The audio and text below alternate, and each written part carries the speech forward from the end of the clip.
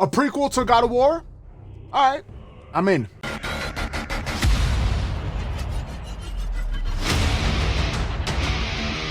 What up, everybody? Welcome to the channel. I am your host, MICFURY, and I make informative videos just like this one. So please hit the subscribe button, hit the notification bell so you don't miss out on any future content. And welcome to the first comic book review of, well, it's actually my first comic book review ever. First comic book review of 2022. We are talking about God of War, Fallen God. It was released, I would like to say, mid-December last year, 2021. It is by Chris Roberson, who is the original creator. If I grab these other two right here, Chris Roberson, art by Tony Parker. They've been doing, his original work was on this, and now he did the prequel sequel of the original God of War graphic novel. This one was done with, like, foreshadowed, or I guess, what was it, forwarded by Cory Barlog. But anyways, God of War, Fallen God, this is the comic review. So a couple of things. When you get into God of War, Fallen God, you got to understand something. Not only is it the prequel sequel of it, because this is the second comic book in the Chris Roberson run of God of War, I guess is what we would call it. This is pre-Norse mythology. So in other words, there's no Atreus, there's no Faye, there's no Thor, there's no Balder, there's none of that, right?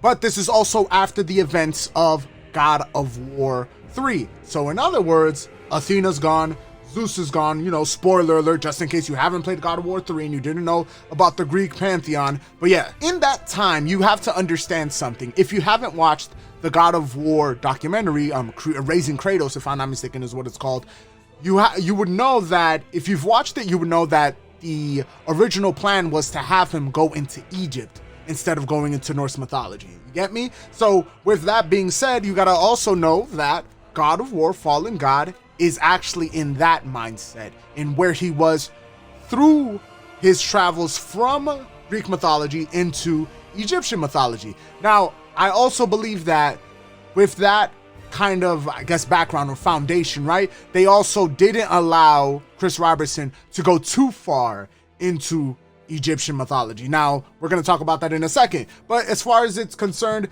it is a story about his regrets, his burdens, how can he overcome, how does he relieve himself from these nightmares. It's a very traditional God of War story, but now that I've completely ended any possible way of finishing this, what now? What do I do next type of thing? And he finds himself in Egypt. So apart from that, there's also, you know, traditional angry Kratos, bloody as all hell type of things going on in the comic book. So as far as the story is concerned, in a quick synopsis or a quick summary of it, that is the foundation to the story. Now, as far as characters are concerned, along with the writing, the characters are really, I would say, to a certain degree, repetitive, because they really are just trying to have Kratos understand that what is written will forever be written, and that is destiny, right? But at the same time, destiny really hasn't kind of fallen in line with what Kratos has always wanted to do. Kratos always has decided there's nothing written that can't be undone, right? So as far as writing is concerned, it is angry Kratos. So angry Kratos is a man of a lot of action and very little words. I'm trying to destroy everything first and then ask questions later, but I can't ask questions because everybody's dead, and therefore now I'm angry again. That's the type of person that Kratos is. So when it comes to Kratos, his dialogue is very simplistic. Darn you, damn you, cut here, slice there, a lot of screaming. Like, it's angry Kratos. What can I say, right? So he's not as loquacious as he is in God of War 2018. So as far as you understand that, you understand the writing. There's only really, now we're going to jump into the characters.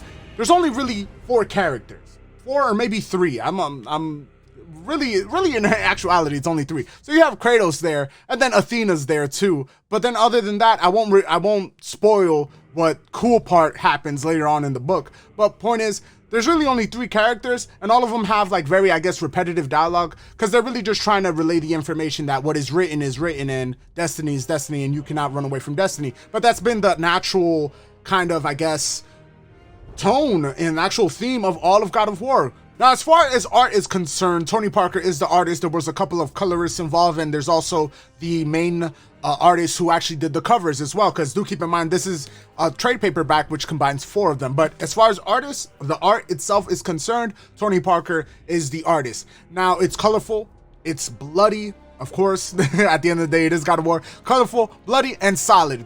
I enjoyed a lot of it. I enjoyed his use of a couple of things. I enjoyed his use of red. I think that the scar, well, the actual tattoo of Kratos, it like shines between every single type of panel. Now, speaking of the panels, each and every single panel is not a traditional shape, like a square or a rectangle, hexagon, whatever the case may be. It's actually like these tattered papers or like this papyrus or scripture-like scrolls that have been kind of burned away at the edges kind of thing, which I kind of like. It gives it a little bit of style, a little bit of flair to each and every single panel. Now, apart from that, we also have the blood. There's a lot of blood in there, and Tony Parker, or I apologize, the colorists themselves, they're really good at using fire as an extra form of light, or as a source of a primary form of light. I actually like these. In a lot of the panels, the blades of chaos, when they flame bright as hell, like you can tell, like it's very, like the fire is so imposing, so like incredible in terms of the actual light being shined in any given space. And apart from that, overall, I just think that the comic book, even though it is a sub 100 page, for those 100 pages, there is a lot of depth in the environment in terms of how they use light in it, the actual times of day to actually represent time as well. So there's a lot of starry nights, because again, Egypt is different from the actual mountaintops of Norse mythology, where there's particularly just snow for the most part. Apart from certain parts, you know, the forest is always amazing, but in the comic book, we don't get that far. Point is, in Fallen God, you'll see starry nights, you'll see rivers, you'll see, of course, sand. It is Egypt at the end of the day. We don't get as far as to see pyramids or anything like that, different time periods, but yeah, there is a lot of variety in terms of the setting itself, even though we're in Egypt. And of course, we even get to dive a little bit into the mind of Kratos, and you know, it does a very good job of just giving you different types of settings, even though we're in one particular place. Now let's talk about price, because price is, let's say it's competitive. I'll say it that way. That way I don't ruffle anybody's feathers or anything like that. It's a competitive price. Now granted, I do have to be honest with you guys. It's $20 for a sub $100 comic book or graphic novel, depending on how you want to call it. $20 for this.